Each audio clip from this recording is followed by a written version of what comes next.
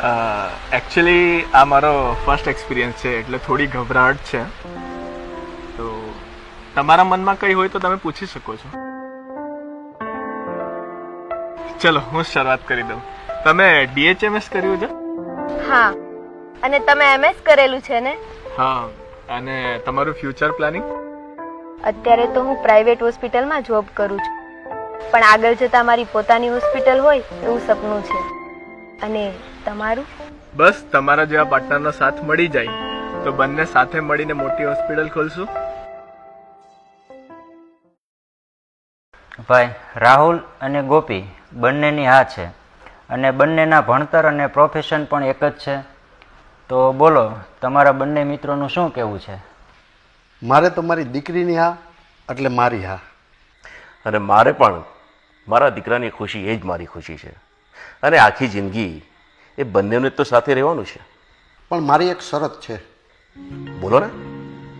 આપણે લગ્ન એકદમ સાદાઈથી કરવા છે. કા આર્ય સમાજ વિધિથી, કા કોર્ટ મેરેજ, કા પછી ગાયત્રી મંદિરમાં. પણ આપણે ક્યાં પૈસાની તાણ છે?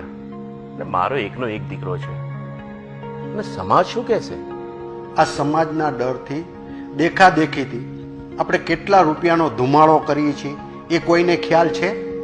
આ લગ્નની ખરીદીની શરૂઆત કરીએ ત્યારથી માંડીને જાન પરણીને પાછી આવે ને ત્યાં સુધીનો જો આપણે હિસાબ કરીએ ને તો એક નાના માણસનું ઘરનું ઘર આવી જાય. હું એમ નથી કહેતો કે તમે બધા પૈસા દાનમાં આપી દો, પણ તમે વિચાર તો કરો. આ લગ્નની ખરીદીની શરૂઆત પાનેતર અને ચૂંદડીથી કરીએ ને તો 25,000થી માંડીને 70,000 સુધીની હોય છે, જે ફક્ત લગ્નના દિવસે ખંભે નાખવા પૂરતું જ હોય છે. બાકી તો ચણિયા ચોરી જ પહેરી હોય છે. નહીં 70,000ના પાનેતર ઉપર કોઈની નજરે નથી પડતી અને નથી કોઈ બીજી વાર કોઈ પહેરતું. પૂછી લ્યો તમારી નવી આવેલી વહુને.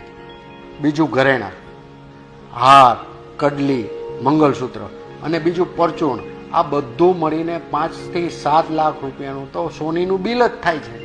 એ તો દૂધે ધોઈને આપી જ દેવાના ને.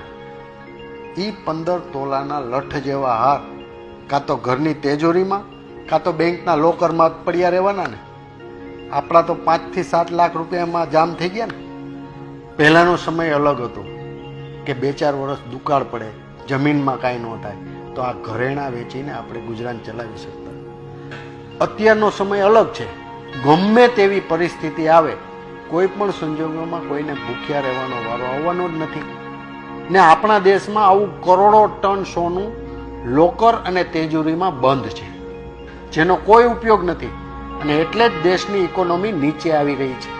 જો એ પૈસા ધંધામાં લગાવવામાં આવે ને તો 5ના 25 થવામાં વાર નથી લાગતી. ત્રીજું, કપડાં.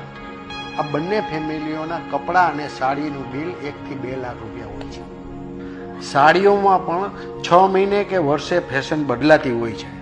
એટલે આ વર્ષે લીધેલા કપડાં આવતા વર્ષે પ્રસંગોમાં કામ આવવાના નથી.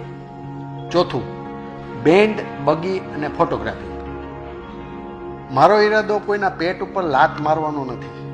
આવા મોંઘાદાટ લગ્ન કરોડપતિ કે અબજોપતિ કરે ને એ સ્વાભાવિક છે, બધાને રોજીરોટી મળી રહે.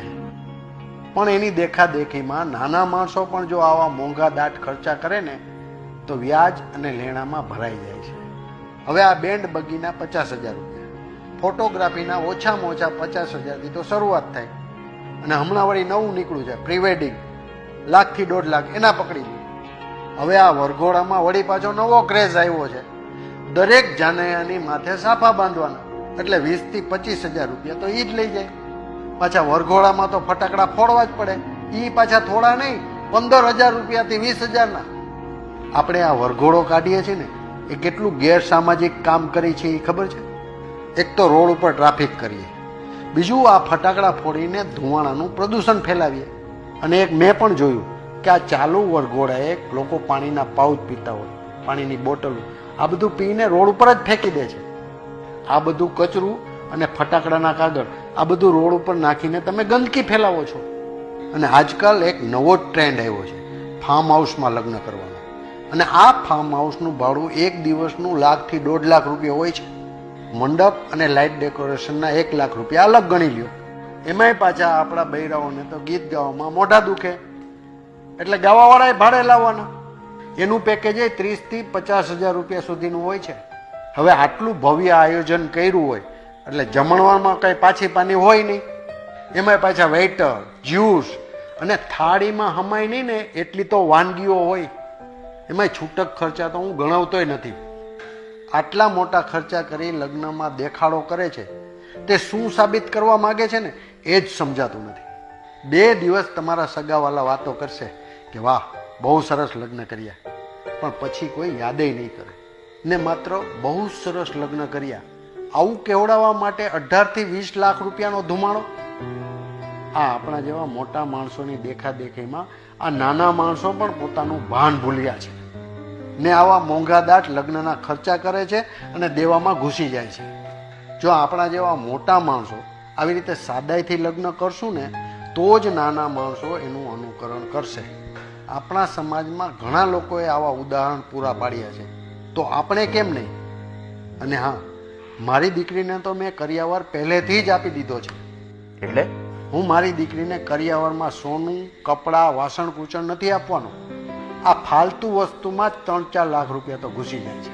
એ ખર્ચો મેં મારી દીકરીના શિક્ષણમાં કરી અને એને પગભર બનાવી, જેથી ભવિષ્યમાં એને કોઈની સામે હાથ લાંબો નહીં કરવો પડે. અને આ રીતના લગ્ન કરવા એ મારા એકલાનો નિર્ણય નથી, મારી દીકરી અને મારા આખા કુટુંબની સહમતિ છે. અને આ મોંઘાદાટ લગ્ન ન કરવાથી 18 થી 20 લાખ રૂપિયા જે બચે છે ને તે આ બંને છોકરાઓનું સપનું છે ને હોસ્પિટલ બનાવવાનું, એમાં વાપરો ને. ભવિષ્યમાં લોનના ચક્કરમાં ન પડવું પડે. અમે બધા તમારા વિચારથી સહેમત છીએ.